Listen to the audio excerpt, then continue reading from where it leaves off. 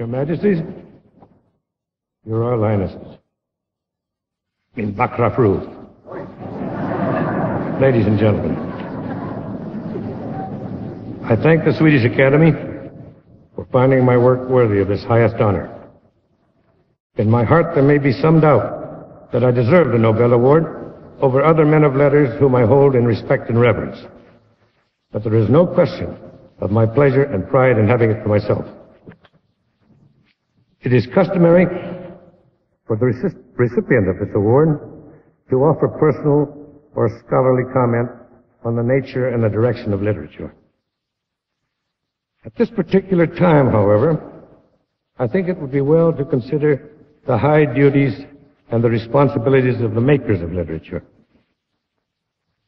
Such is the prestige of the Nobel Award and of this place where I stand, that I am impelled not to squeak like a grateful and apologetic mouse, but to roar like a lion out of pride in my profession and in the great and good men who have practiced it through the ages.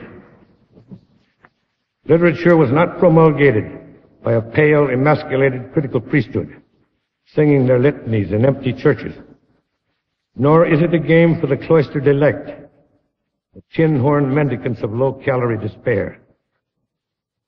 Literature is as old as speech. It grew out of human need for it, and it has not changed except to become more needed. The skalds, the bards, the writers are not separate and exclusive. From the beginning, their functions, their duties, their responsibilities have been decreed by our species. Humanity has been passing through a gray and desolate time of confusion. My great predecessor, William Faulkner, speaking here, referred to it as a tragedy of universal fear, so long sustained that there were no longer problems of the spirit, but only the human heart in conflict with itself seemed worth writing about. Faulkner, more than most men, was aware of human strength as well as of human weakness. He knew understandably, I have been reading the life of Alfred Nobel, a solitary man, the books say, a thoughtful man. He perfected the release of explosive forces, capable of creative good or of destructive evil, but lacking choice, ungoverned by conscience or judgment. Nobel saw some of the cruel and bloody misuses of his inventions. He may even have foreseen the end result of his probing, access to ultimate violence, to final destruction. Some say that he became cynical, but I do not believe this. I think he strove to invent a control, a safety valve. I think he found it finally only in the human mind and the human spirit. To me, his thinking is clearly indicated in the categories of these awards.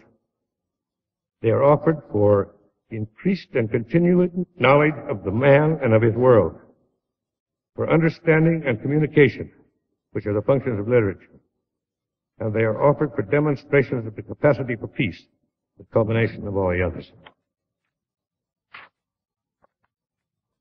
Less than 50 years after his death, nature was unlocked. The door of nature was unlocked, and we were offered the dreadful burden of choice.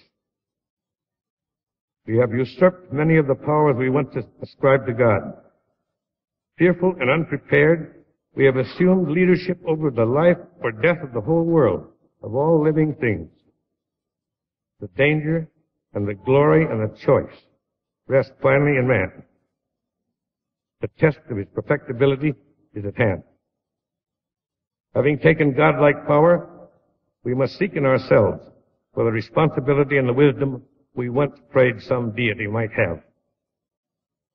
Man himself has become our greatest hazard and our only hope. So that today, St. John the Apostle may well be paraphrased. In the end is the Word, and the Word is man, and the Word is with men. Thank you.